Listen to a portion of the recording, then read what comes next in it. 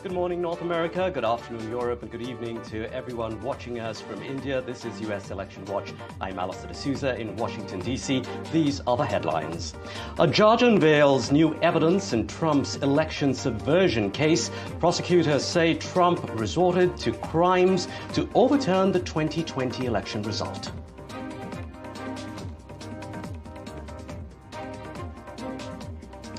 Melania Trump defends abortion rights in her new book. Melania shifts away from Trump's stance on abortion ahead of Election Day.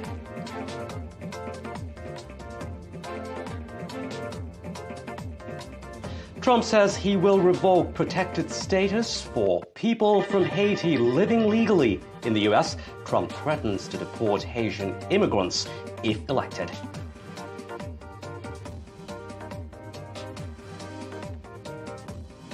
Dick Cheney to campaign with Harris in Wisconsin as Trump heads to battleground state, Michigan.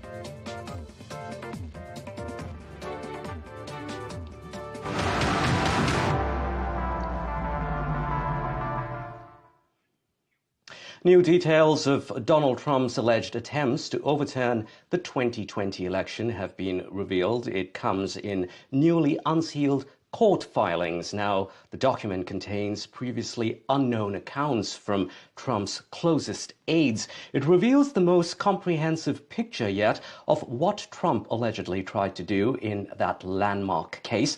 Now, prosecutors allege that the former president intentionally lied to the public. A furious Trump took to social media saying, "I did nothing wrong. They did." Parmeshwar Bawa brings us this report. Donald Trump resorted to crimes in a failed bid to cling to power after losing the 2020 election, U.S. federal prosecutors have declared. In a newly unsealed 165-page court filing that argues that the former U.S. president is not entitled to immunity from prosecution. The filing was submitted by Special Counsel Jack Smith's team in response to a recent Supreme Court decision on presidential immunity. Mr. Smith filed the motion seeking a determination Trump was acting as a private citizen and not as the president when he sought to overturn the 2020 election. The new filing cites previously unknown accounts offered by Trump's closest aides to paint a portrait of an increasingly desperate president who, while losing his grip on the White House, used deceit to target every stage of the electoral process. This filing is probably the last opportunity for prosecutors to detail their case against Trump before the 5th November election, given there will not be a trial before Trump faces the Democratic Vice President, Kamala Harris.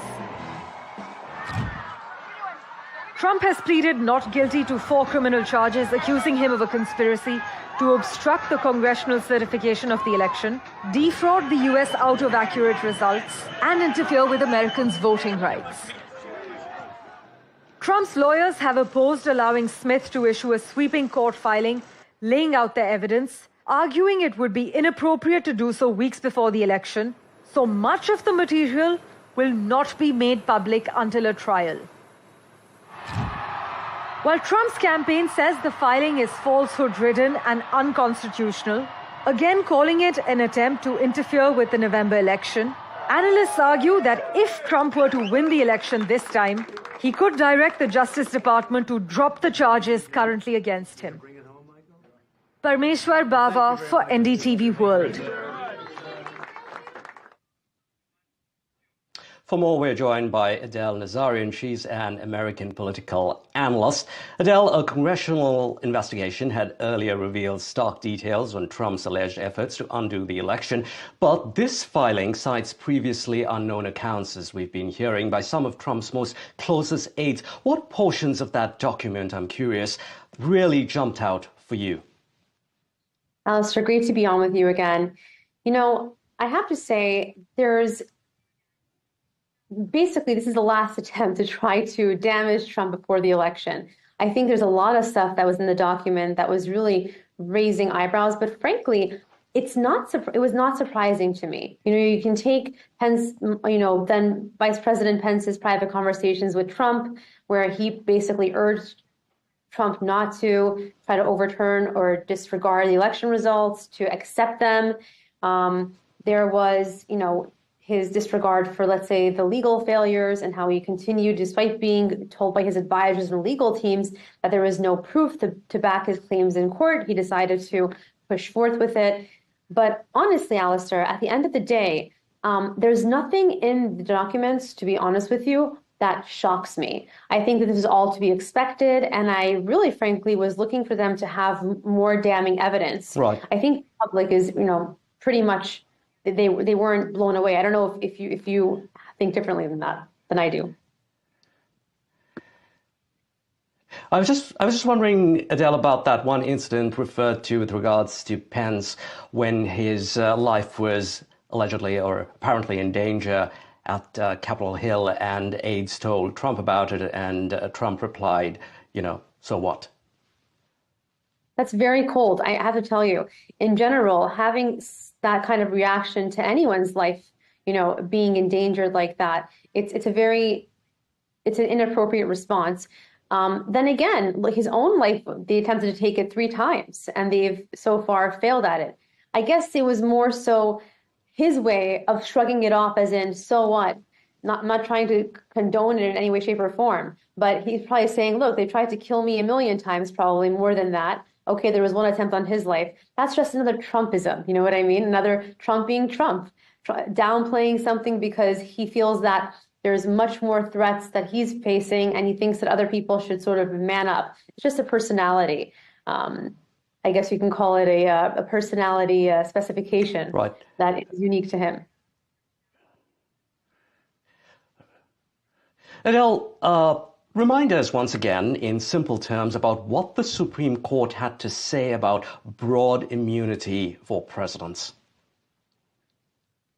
That's something, I believe that there was something stated in the ruling that immunity would not be granted if there was election interference, if I'm not mistaken. And so it depends on how the case of election interference is really interpreted. But I guess that's the beauty of it also, right? It depends on how this is all being dissected. There's some camps that do believe that the Supreme Court's definition does directly apply to Trump, and some that they are hell-bent on the fact that actually he's able to evade it because he didn't actually directly interfere with the process. It's open for interpretation. So there's this whole thing from the Supreme Court about whether he acted in his presidential capacity or as a candidate. So a distinction made there between the two. Now, how is Jack Smith really going to prove this, whether these decisions or all these moves made by Trump that day and leading up to it were really not as President of the United States, but in that personal capacity or as a political candidate? That's a really tough one. The thing is, Trump didn't directly tell everyone to go and invade the Capitol. If we look at the evidence, this is just being very, very objective and looking at it, not from how it was reported in the media, not from, a personal, emotional stance, but seeing that there was evidence that showed that actual security guards on Capitol Hill guards opened the gates, the fencing, and allowed the protesters in, right? That's really very damning in and of itself. What he said, we all know what Trump's rhetoric is. It has been very explosive. Frankly, I think that if maybe he had toned it down quite a bit, he may have seen a success in the 2020 election. That being said, was his rhetoric really a direct call to incite an insurgence and a resurrection, insurrection on Capitol Hill? That's again something that you'll hear diverging views from, depending on what camp you're speaking to. But whether or not he acted in the capacity of a civilian or as a sitting president, I have to say it would depend on. I think once someone has served as president, they always keep that title. They always are seen as having but I want to add to that, Allister, if I may. It's interesting that any sitting president, once they've left their post, they're able to still have the Secret Service immunity. And I believe there was a bill, I haven't followed up on to see if it went through. There was a bill that Congress has introduced, Democrats, to actually strip President of having that kind of Secret Service access post-presidency. Adele, thank you very much. Running out of time here. Hope to speak to you again here on NDTV's US Election Watch. A look at some other news now in excerpts from her upcoming memoir. Former First Lady Melania Trump reveals her support for abortion rights, stating they should be free from any intervention or pressure from government. She argues restricting a woman's right to choose is akin to denying her control over her own body, a belief she has held throughout her adult life. Melania Trump posted a video on social media platform X to promote her memoir. Let's take a look at what the former First Lady had to say. Individual freedom is a fundamental principle that I safeguard. Without a doubt, there is no room for compromise when it comes to this essential right that all women possess from birth: individual freedom. What does my body, my choice really mean? We're joined by Joshua Wilson. He is a professor of political science at the University of Denver. Thanks, Joshua, for joining us here this morning. Joshua, according to The Guardian that got a copy of the book, it says that Melania Trump says her beliefs about abortion rights spring from a core set of principles at the heart of which sits personal freedom, on which there is no room for negotiation. Some very strong words from Trump's wife there. How did you react to some of that language, at least the excerpts that have come through? No, it's well, first, thanks for having me on. Second, it's pretty remarkable to have this coming from Trump's wife, right before the election, because what we just heard is she's echoing or embracing and deploying the language that we see being used by the Democratic Party and by those who, of course, support abortion rights. And so this is in direct contrast to what we hear from candidate Trump and what we hear from the overwhelming majority of the Republican Party. Yeah, that's really what I was thinking about as well. Now, it's extremely rare for Melania Trump to even express her political views in public on really anything. Now, what does the release of this book really tell us in that case? Trying to make sense of it just like you are. On one hand, she seems to be out of step with the Republican Party in what the Republican Party wants on abortion rights. Is this some way strategic, maybe to appeal to women voters that Trump is really trying to win over, perhaps? Yeah, so of course I have no particular insight into the Trump campaign here, and I find the timing of this all pretty remarkable. But if you want to give some kind of coherence to it all, the way to think about this is that the Republican Party has, ever since Roe versus Wade was overturned with the Dobbs decision, the Republican Party has had a really tough time figuring out how it wants to talk about abortion. They recognize that the overturning of Roe is deeply unpopular with the majority of the United States, but they also recognize that it is deeply important to certain core constituencies of theirs, and so they can't figure out how to navigate between those two poles. But if we think about what we just heard from Melania Trump, what we heard from J.D. Vance in the vice presidential debate, and at the same time period, we also get Trump coming out and saying that he would veto a national ban on abortion. I think what we're starting to see here is an attempt again to insert some nuance, or rather a new way of talking about abortion. So if we go back to, again, J.D. Vance in the vice presidential debate, he kept saying that the Republican Party has lost the trust of the U.S. public and that it needs to regain that trust. And so you can try to filter this through that lens and showing that, all right, Trump might have this political stance, but Melania right next to him has this opposing one. And maybe that's a way to try to appeal to, as you said, women voters who are really turned off by the Dobbs decision. All right, very quickly before I let you go, Joshua, just about 30 or 40 seconds. How much of a role does a first lady, and in this case, potential first gentleman, have to play in the lead up to the elections? A pretty minor role, right? all the attention really is on the candidate. And then you could even say there's a big drop between the primary candidate and the vice president. And so looking at spouses is definitely a step removed. But on the other side, we're talking about this now. Other media outlets are talking about this now. And so this keeps the abortion issue front and center right as we're moving up to the election. Joshua Wilson there, political science professor from the University of Denver. Thank you very much indeed for your time this morning here on NDTV's US Election Watch. Now, billionaire Elon Musk's financial support for right-wing causes may have started much earlier than what he may have let on. That's according to several source-based reports. Musk reportedly secretly funded a conservative political group even before endorsing former President Donald Trump's re-election bid in July. The donations make him one of the biggest donors to conservative causes. Let's not forget his large social media following as well, making him one of the most influential figures in US politics. Vishal Vivek brings us this report. Billionaire entrepreneur Elon Musk endorsed former U.S. President Donald Trump's bid for re-election in July, marking a reversal after having spoken out against the 78-year-old. Ever since then, Musk has been on a spree on his social media platform X, doing everything he can to show his support for Trump and the Republican Party. However, Trump's support for the conservative side doesn't seem to be that new. Reports suggest that the Tesla founder secretly funded a conservative political group in recent years, showing his support for the right-wing cause.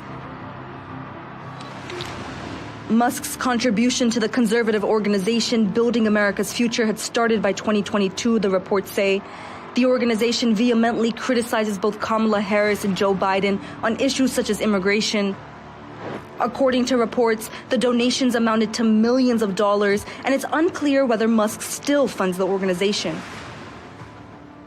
Revenues at the nonprofit organization climbed from about $11 million in 2021 to about $53 million in 2022.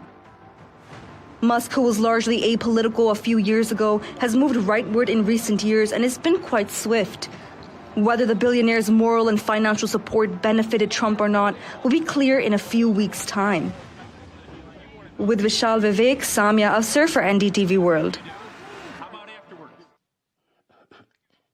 With the U.S. presidential elections just around the corner, opinion polls show Republican candidate Donald Trump and Democratic candidate Kamala Harris in a tight race. Both campaigns are concentrating on key swing states, which have historically played a significant role in election outcomes. Pennsylvania is now one of the big ones that could determine which way people could vote, and of course, that determining who sits in the Oval Office. We're joined by Daniel Mallinson. He is Professor of Public Policy at Pennsylvania State University. Thanks, Daniel, for joining us here today on U.S. Election Watch. Daniel, Pennsylvania is one of the 7 of those toss-up states in this year's election. As we know, in the U.S. elections, it's all about that electoral college vote. And amongst the 7 swing states, none has more of those electoral votes than Pennsylvania. So that's really, really important. Give us a sense of how the state has voted in the past, flipping from between red and blue. Sure. Yeah, thanks for having me. So Pennsylvania, as was noted on the chyron there, voted for Democratic candidates for president for about 2 decades.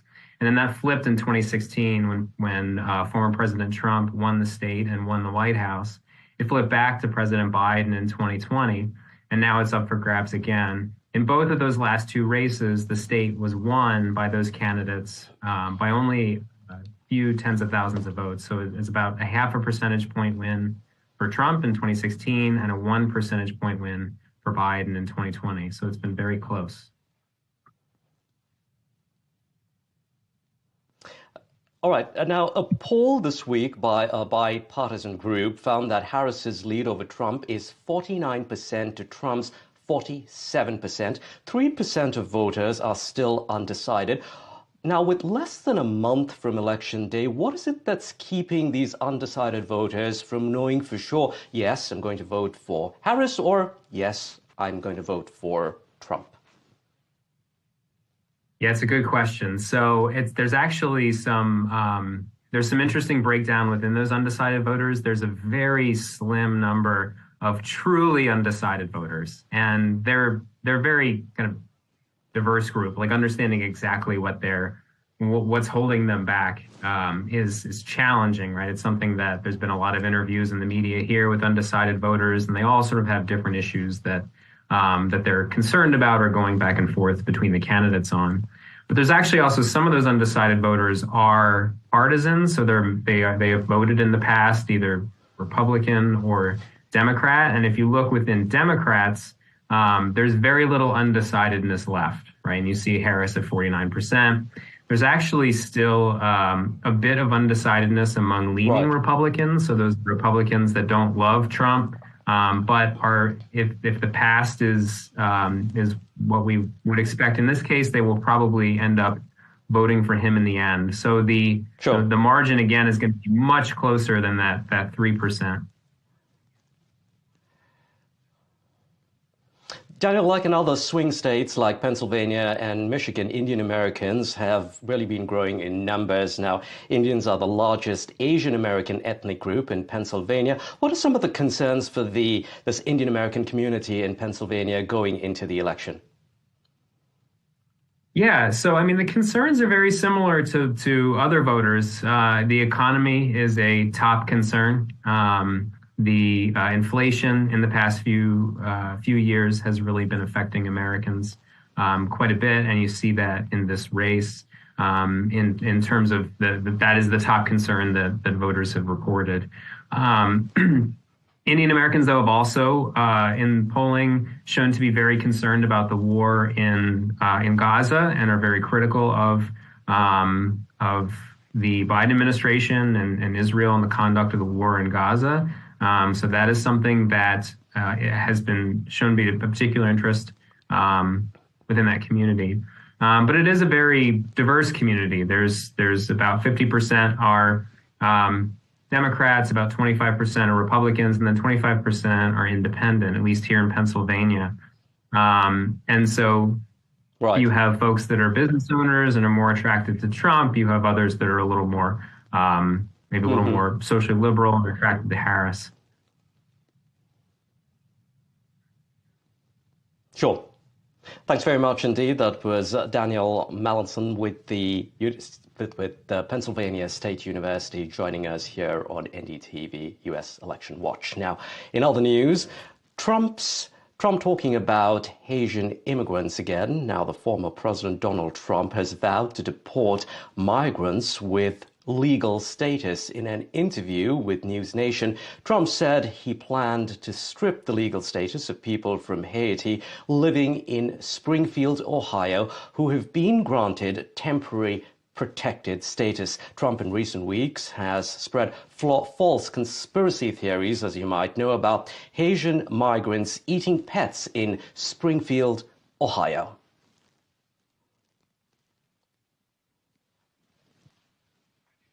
Now, both the Trump and Harris campaigns are targeting key demographic groups to gain an edge in the race to the Oval Office, with a focus on Asian American voters. This group is recognized as one of the fastest growing segments of the eligible electoral voters amongst racial and ethnic demographics, some of which we just heard there in our conversation.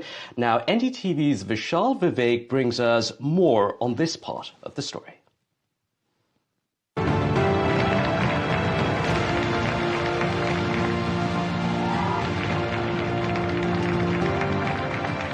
With voter registration deadlines quickly approaching in many U.S. states and early voting already underway in several others, the Donald Trump and Kamala Harris campaigns are targeting the nation's various demographic groups in hopes of finding an advantage in this nail-biting race to the Oval House. Both sides particularly have their eyes on the Asian American voters, as they see an opportunity among the fastest growing segment of the eligible electorate of any major racial and ethnic group. Asian Americans have a rising population in Georgia, North Carolina, and other battlegrounds. An AAPI data poll from last week found that 66% of Asian American voters plan to support Harris and 28% intend to back Trump, expanding Biden's 15-point lead by 23 percentage points since the spring. According to the Pew Research Center, about 15 million Asian Americans are projected to be eligible to vote in 2024, which is up 15% from the 2020 election. And when Joe Biden won Georgia by just 11,780 votes that year, it showed how valuable each vote is. This highlights the significance of those 15 million potential Asian American voters.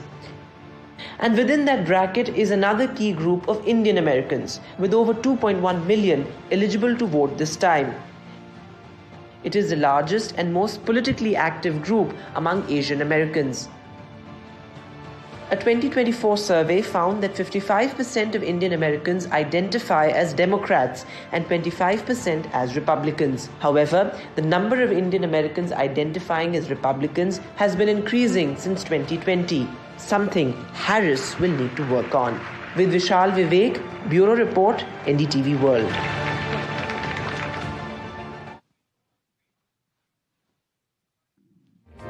That's it for US Election Watch. I'm Allister in Washington, D.C.